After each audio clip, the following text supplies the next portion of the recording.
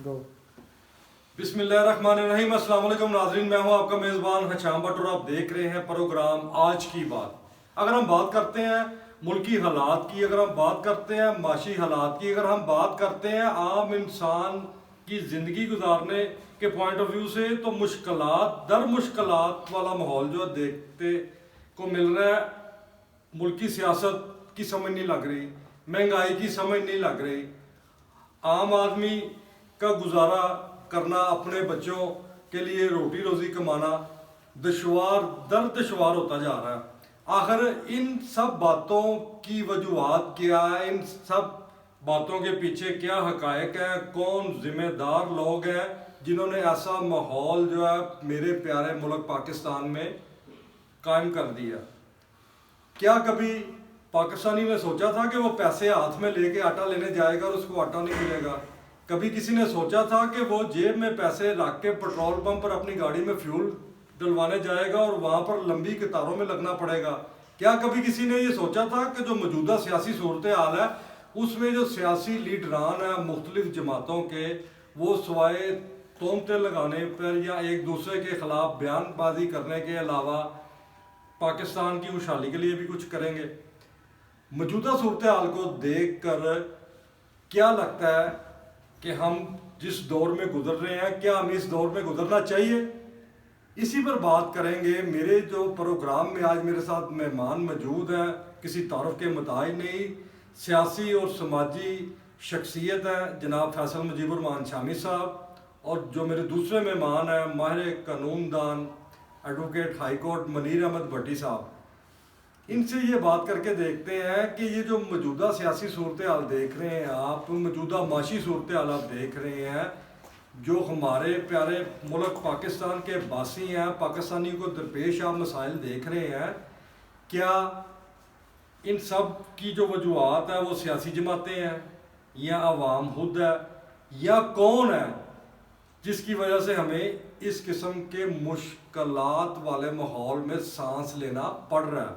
शमी साहब, मैं आपसे ये जानना चाहूँगा, आपने हाल ही में देखा है कि ये जो सियासी लड़ाइयाँ चल रही हैं, सियासी फसाद चल रहे हैं, परवेज़ लाई जो है उसके घर पे रेड किया जाता है, ये पुलिस गर्दी करवाई गई है या पुलिस खुद ही पुलिस गर्दी कर रही है या कोई सियासी इंतकाम है? इनके ऊपर जो मुकदमा दर्ज हुआ है परवेज़ लाई के ऊपर, क्या वाकई ये मुकदमा इन पर दर्ज होना चाहिए था या सियासी इंतकाम के पॉइंट ऑफ व्यू से परवेज़ लाई पे मुकदमा दर्ज करके बाद में उनके घर पर पुलिस की फोर्स भेजकर तमाशा लगवाया गया? क्या ये कोई पीडीएम जमातों का किरदार है इसके पीछे या परवेज़ लाई खुद इस सब के जिम्मेदार है?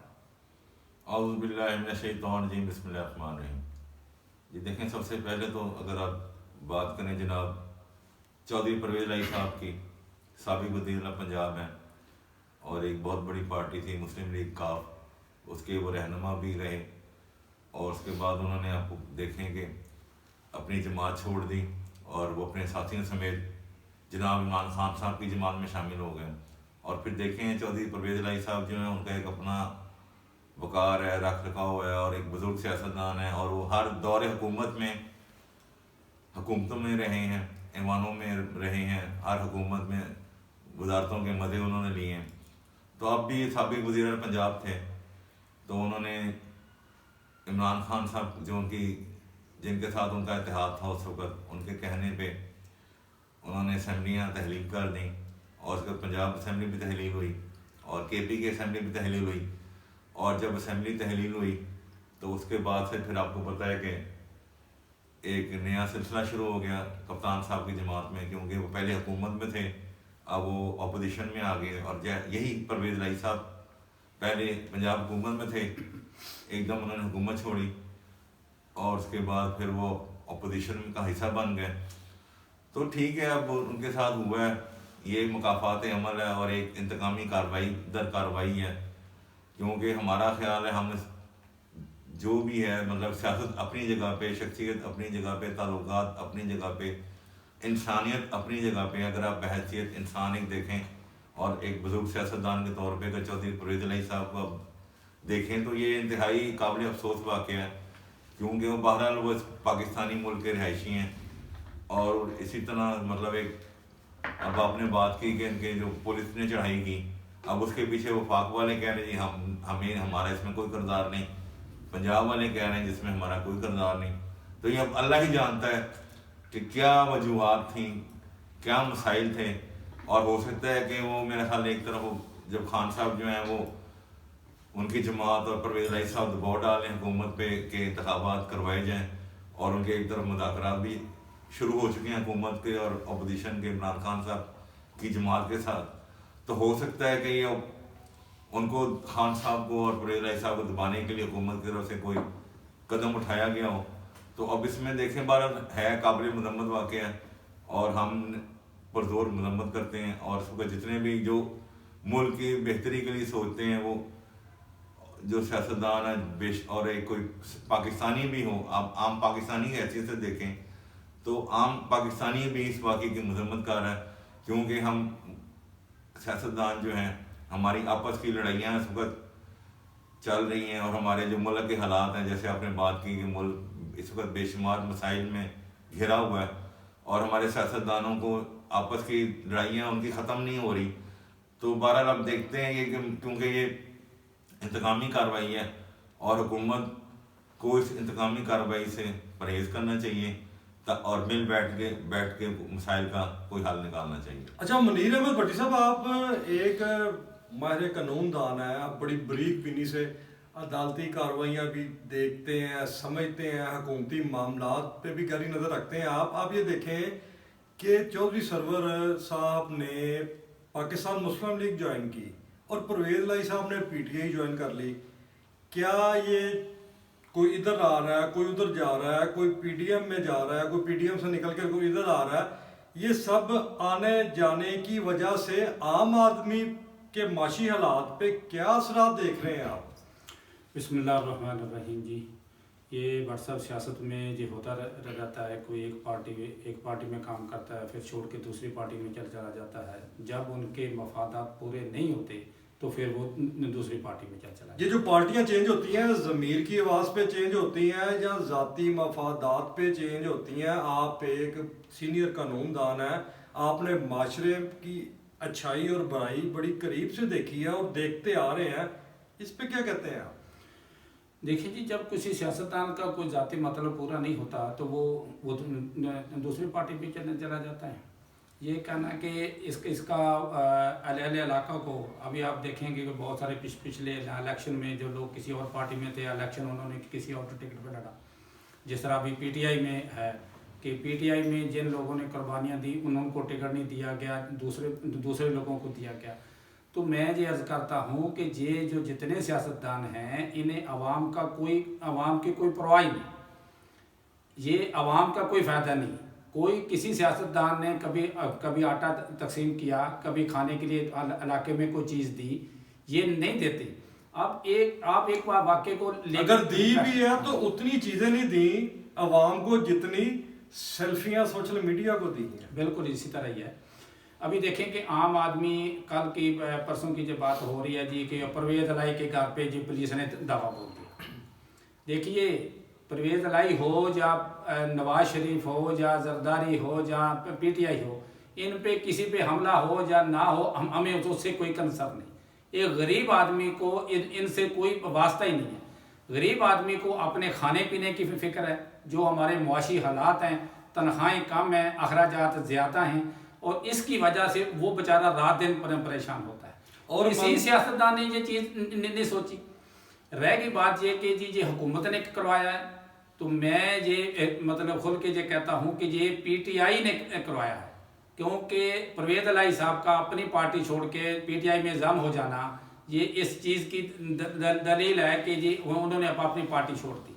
और आप ये भी मानेंगे कि PTI वाले जो सीनियर लीडर हैं वो परवेज़ लाई से खुश नहीं है। आपने देखा होगा जब फवाद चौधरी को गिरफ्तार किया तो परवेज़ लाई साहब के कमेंट्स क्या थे। मे भी ऐसा हो सकता है कि उन्होंने कहा होगा कि थोड़ा सा यार मतलब करो कुछ, तो उन्होंने ये कुछ किया। अगर आप बाजी में जाए तो ये भी पूरी मिसाल है कि चौधरी बरादरान के घर से 10 मिनट का ज़मान पार का रास्ता है। और 10 मिनट में इतनी देर यहाँ पे ये ऑपरेशन होता रहा, कोई बंदा नहीं आया। अगले दिन शाह महमूद कराची साहब तशरीफ़ लाए और सियासी स्टेटमेंट दे के चले गए कि जी इन्होंने तो ये किया, इन्होंने वो किया।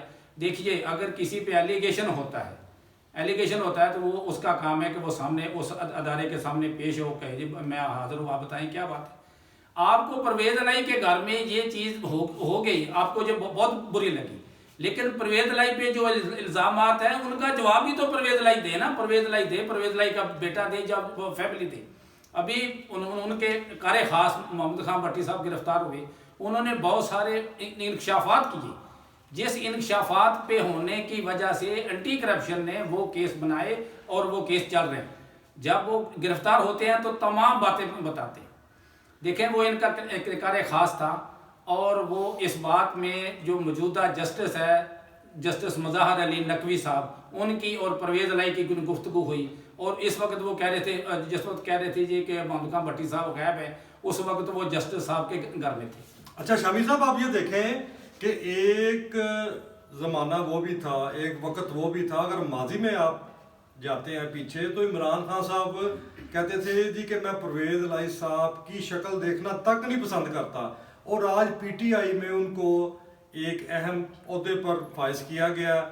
और जो चोई सरवर साहब है वो मुस्लिम लीग में चले गए हैं, कोई कहीं आ रहा है, कोई कहीं जा रहा है। दूसरी जानब जो पीटीआई के चेयरमैन है इमरान खान, वो अपने सीनियर जो पीटीआई के रहनुमा हैं उनके साथ मिलकर मुशावरत कर रहे हैं। इधर पीडीएम मुशावरत कर रही है, उधर से नवाज शरीफ साहब जो है वो टेलीफोन पे खिताब कर रहे हैं अपने सीनियर रहनुमाओं के साथ। क्या लगता है इसके सारा कुछ करने पर कोई अवाम को भी रिलीफ मिलेगा, कोई इम्प्लीमेंट का जो नतीजा निकलेगा वो अवाम के हक में जाएगा, या ये सिर्फ एक सियासी कार्रवाई है जो अवाम को चक्कर देने के लिए इस्तेमाल की जा रही हैं? सब देखें, पाकिस्तानी अवाम बेचारी बहुत मजलूम है, बहुत भोली है। जिस पाकिस्तानी भाइयों को, अवाम को आप जिस डगर पे लगाएंगे, जिस रास्ते पे लगाएंगे, वो उस रास्ते पे लग जाती हैं। बारह देखें, अब आपने बात की कि बहुत से सियासतदान पार्टियां बदल रहे हैं, और ये देखें कि ये रवायत आज से नहीं, ये शुरू से ही रही है अपने हमारे मुल्क में। देखें, और पहले जब पार्टी बदलते थे आपको पता होगा, लोग कहते हैं हॉर्स ट्रेडिंग हो रही है, ये वो लोटा हो गया, ये पार्टी छोड़ के दूसरी जगह पे चला गया। और जैसे अभी भट्टी साहब ने बात की कि जब लोग पार्टियां बदलते हैं वो महज अपने और ज़ाती मफादात के लिए पार्टियां बदलते हैं। वो देखें जी, मैं फलां पार्टी में मैंने टिकट मांगी, मुझे टिकट नहीं मिली, मैं पार्टी में, चलो मैं टिकट इलेक्शन जीत गया जी, मैं अब काबीना बनी, मैंने वजारत मांगी जी, मुझे नहीं मिली जी, मैं नाराज़ होकर मैं दूसरी पार्टी में चला गया। ये सिर्फ और सिर्फ अपने मतलब की सियासत है, अपने मफाद की सियासत है। और जब तक हम अपने मतलब की मफाद की सियासत से अपने मुल्क को, अपनी सियासत को निजात नहीं दिलवा सकते, ना हम तरक्की कर सकते हैं, ना हमारा मुल्क तरक्की कर सकता है, ना हमारी अवाम तरक्की कर सकती है। और हम वैसे के वैसे हम मसाइल में जकड़े रहेंगे, और मसाइल हमारे उसी को निकल सकते हैं कि जब सारे सियासतदान अपने मफादात को पीछे छोड़ दें, बलाए ताक रख दें, सारी सियासत एक तरफ रख दें, मुल्क के लिए सोचें, मुल्क की मफाद के लिए सोचें, तो फिर हम जाके अवाम को भी इसमें फ़ायदा, मुल्क का भी फ़ायदा है, सियासतदानों को भी फ़ायदा है। अब देखें, आजकल एक बात हो रही है इलेक्शन के लिए, अब सारे सियासतदान जो हैं उसमें इकट्ठे हैं, सब मिल के बैठ के एक मेज़ पे बैठे हुए हैं कि मुल्क में कब इलेक्शन हो। और देखते हैं, अगर इसी तरह से मिल बैठ के सियासतदान आपस में मुज़ाकरात करते रहें, मसाइल के हल के लिए मिल के बैठते रहें, तो इंशाल्लाह नतीजा भी निकलेगा, मसाइल भी हल होंगे और हमारा मुल्क तरक्की भी करेगा। अच्छा मुनीर अहमद भट्टी साहब, आप ये देखें कि ये तो नो डाउट सबको पता है, सब जानते हैं, बल्कि सब अपनी आंखों से देखते भी हैं। जितने भी पाकिस्तानी मासूम शहरी हैं, मासूम अवाम है हमारे पाकिस्तान की, वो तो सिर्फ यही है कि चलो यार, नेक नीति से, सच्चे दिल से साथ देती है अपने लीडरान का, लेकिन लीडरान जो है वो आगे से उनकी नेक नीति को चंद ज़ाती मफादात की खातर नीलाम कर देते हैं। एक देखने में ये आ रहा है कि चंद पार्टियां कह रही हैं कि इलेक्शन अलग-अलग सूबों में कराए जाएं, चंद पार्टियां कह रही हैं कि इलेक्शन एक ही दिन कराए जाएं। अदालतों का, सुप्रीम कोर्ट का, हाई कोर्ट का इलेक्शन सेम डे में कराने में क्या किरदार आपको नज़र आ रहा है, और अलग अलग सूबों में इलेक्शन करवाने में अदालतों का क्या किरदार आप देख रहे हैं? देखिए जी, बात यह है कि ये केस अभी कोर्ट में पेंडिंग है, तो जो केस कोर्ट में पेंडिंग हो उस पर कमेंट्स नहीं हो सकते। तो बात यह है कि इलेक्शन एक दिन हो या अलग-अलग हो, गरीब आदमी को क्या मिलेगा? गरीब आदमी को इलेक्शन से कोई ताल्लुक नहीं है। गरीब आदमी को अपने रोज़गार की फ़िक्र है। ये बताएं कि इन्होंने जितने से सियासतदान हैं, इन्होंने गरीब आवाम के लिए क्या किया? अब बट साहब वो दौर गया। अब हर बंदा, सोशल मीडिया का दौर है और हर बंदा जानता है किसी को कि ये बंदा कैसा है इलाके में, जो कैसा नहीं। अगर गरीब आदमी को थोड़ी सी भी कोई प्रॉब्लम होती है तो यही ये लीडरान है, ये थाने में जाके उसकी खाल उतार के आ जाते हैं, और वो बेचारा इतना मकरूज हो जाता है कि कई महीने वो बेचारा इनका कर्ज अदा करता रहता है।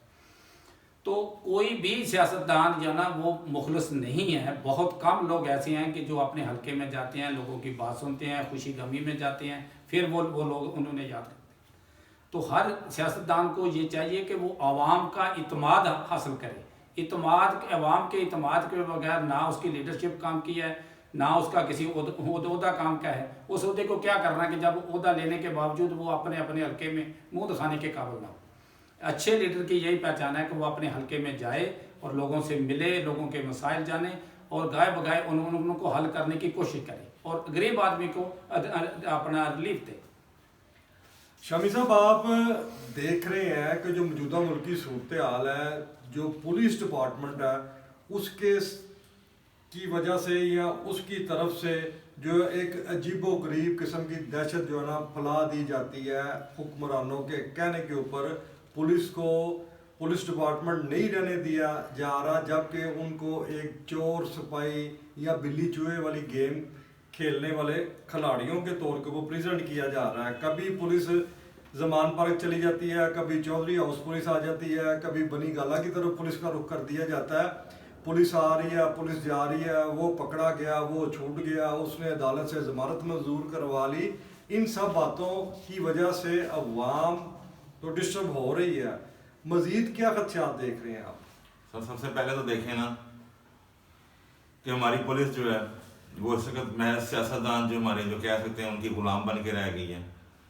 हर जगह कोई भी काम होता है सियासतदान पुलिस को अपने मतलब के लिए इस्तेमाल करते हैं। और रवायत रही है कि जब भी कोई नई हुकूमत आती है, वो आप देख लें, कोई भी हुकूमत हो, वो सबसे पहला काम ये करती है जी कि आप ब्यूरोक्रेसी तब्दील उखाड़ पछाड़ कर दें। उसमें आप पुलिस अफसरान बदल देते हैं, उसमें आप डीसी बदल देते हैं, उसमें आप आरपीओ बदल देते हैं। उन्होंने महज और महज पुलिस को अपने मतलब के लिए इस्तेमाल करते हैं। पुलिस को फिर आप फ्री हैंड नहीं देते। फिर आप अपने जब मकसद के लिए इस्तेमाल करेंगे तो पुलिस का जो असल मकसद है वो उससे हट जाती है। और जब पुलिस अपने असल मकसद हट जाएगी, फिर आप देखें मुल्क में इस वक्त जराइम की जो सूरत हाल है, और इस वक्त वफाकी दारुल हुकूमत इस्लामाबाद जो है उसमें आप जराइम की शरह देख लें, तादाद देख लें। इस वक्त पूरे मुल्क में सबसे ज़्यादा जराइम हमारा कैपिटल सिटी इस्लामाबाद उसमें हो रहे हैं। और वो इसलिए हो रहे हैं कि हुक्मरानों ने हमारी पुलिस को घरों का गुलाम बना दिए। वीआईपी ड्यूटियाँ लगवाते हैं, सारा दिन लाइन से मंगवाते हैं, सारा दिन रोड होता है। शाम को जी 6 बजे वजीर साहब ने गुजरना है, सुबह 9 बजे उनको उठा के सारा दिन बेचारे पुलिस वाले सड़क पे इंतजार करते रहते हैं कि साहब कब आएंगे, गुजरेंगे, हमारी जान छूटेगी। और साहब सारा दिन दफ्तरों में बैठे रहते हैं, शाम के टाइम निकलते हैं, रोड लगा होता है, वो जाके बहरहाल देखेंगे। क्योंकि जब तक हमारा सिस्टम ही एक ऐसा बन गया है कि हम गिला कर सकते हैं पुलिस को, हम कुछ मतलब हमारे जो लोग कहते हैं पुलिस कुछ नहीं कर रही, तो पुलिस बेचारी क्या करे? पुलिस तो मासूम है, मजलूम है, बेबस है। और जब तक ये हुक्मरानों की अफसरशाही जो है वो उन पर सियासत से पुलिस आज़ाद नहीं होगी, तब तक पुलिस भी तरक्की नहीं कर सकती। और जब पुलिस तरक्की नहीं करेगी तो अवाम भी, आपको पता, अल्लाह ही अल्लाह। तो उसका वाहिद हल ये है पुलिस के लिए आप कि बेहतरी कैसे हो पुलिस की, तो सिर्फ और सिर्फ उसको सियासी जो इजारादारी, सियासी जो मुदाखलत है पुलिस डिपार्टमेंट में, उसको ख़त्म कर दिया जाए, पुलिस को आज़ाद कर दिया जाए। तो फिर आप देखें नतायज क्या होंगे पुलिस के हवाले से। देखें नाज़रीन, ये जो मेरे मेहमान हैं फैसल शामी साहब ये सियासी और समाजी रहनुमा है, दूसरी जानब जो मेरे मेहमान हैं माहिर कानून दान है, कितनी बारीक बीनी से ये मुल्की सियासत पे नज़र रखने वाले लोग हैं। जब हमारी इनसे गुफ्तगू हुई है तो हमने तो इसी बात का अंदाज़ा लगाया है कि जो पाकिस्तान की अवाम है वो एक शऊर रखने वाली कौम है। पाकिस्तानियों को चाहिए कि वो सबसे पहले ये देखें कि कौन सा सियासतदान क्या है और क्या कर रहा है और किसके लिए उसने कब क्या किया और कब क्या करेगा। पाकिस्तानी अवाम को चाहिए कि वो सबसे पहले सियासतदानों को बड़े नज़दीक से देखें, फॉलो करें कि क्या आया इस सियासतदान का कुलिया दुरुस्त है, क्या इसके जो इक़दामात हैं वो हमारे मुल्की मफाद में है। अगर उसको नज़र आए तो उसका साथ दें, अदरवाइज़ जो बंदा हक सच के लिए लड़ रहा है उसका साथ दें। इसी वजूहात की बिना पे हमारा जो मुल्क है दिन दुगनी और रात चुगनी तरक्की की तरफ गामजन रहेगा। इसी के साथ अपने मेज़बान हशाम भट्ट को इजाज़त दें। इंशाल्लाह नेक्स्ट प्रोग्राम में दोबारा जल्द मुलाकात होगी। पाकिस्तान जिंदाबाद। जिंदाबाद।